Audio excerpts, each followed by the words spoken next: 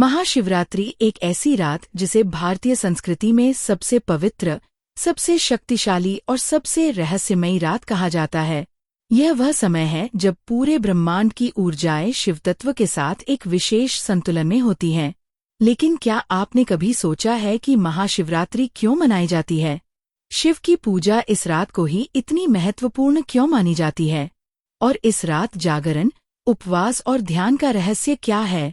आइए, आज हम महाशिवरात्रि के पौराणिक, आध्यात्मिक, वैज्ञानिक और सांस्कृतिक रहस्यों को गहराई से समझते हैं।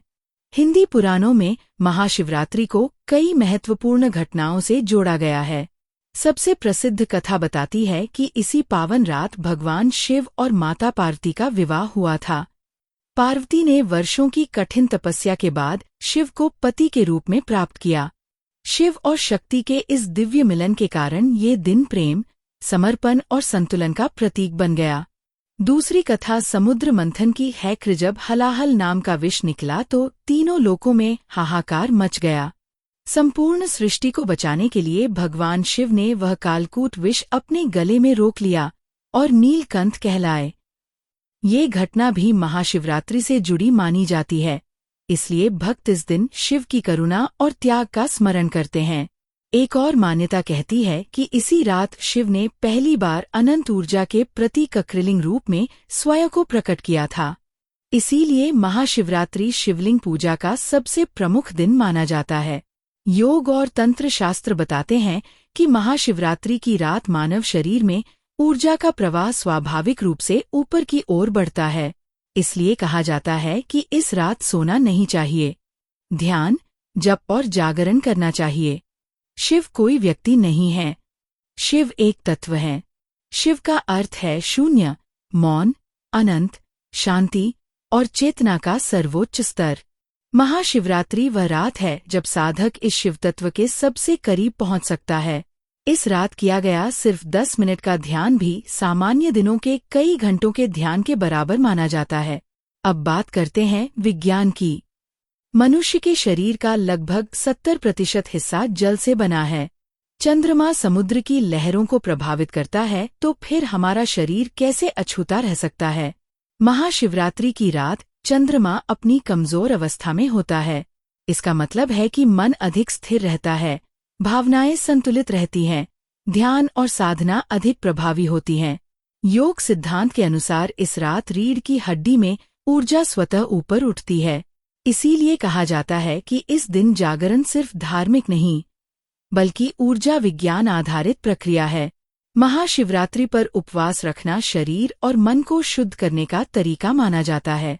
जब पाचन प्रक्रिया धीमी होती है तो शरीर की ऊर्जा आध्यात्मिक उन्नति की ओर बढ़ती है।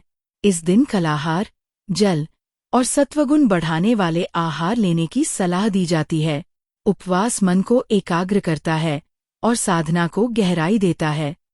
पूजा विधि और बेलपत्र, जल, धतूरा का महत्व।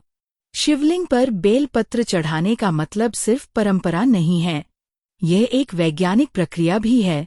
बेलपत्र शरीर की गर्मी कम करता है, मन को शांत करता है और शिव का प्रिय माना जाता है।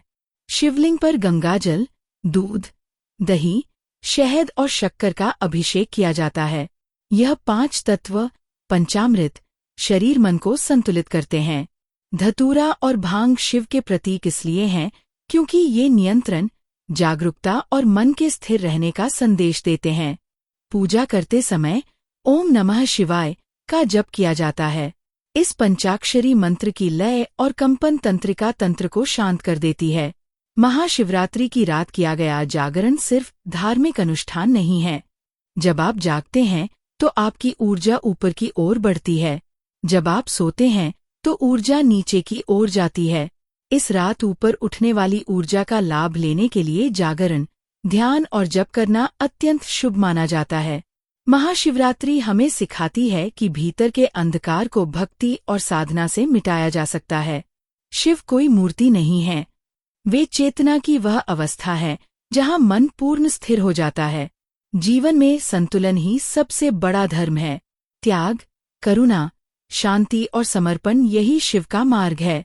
यह रात हमें याद दिलाती है कि शिव कहीं बाहर नहीं, शिव हमारे भीतर मौजूद मौन, शांति और जागरूकता का स्वरूप है। बस उन्हें पहचानने के लिए एक शांत मन, एक सच्ची भावना और एक पवित्र साधना की जरूरत होती है।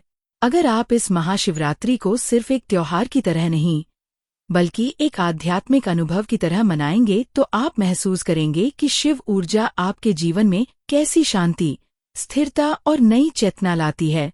हर भक्त के जीवन में शिव का आशीर्वाद सदैव बना रहे। हर हर महादेव।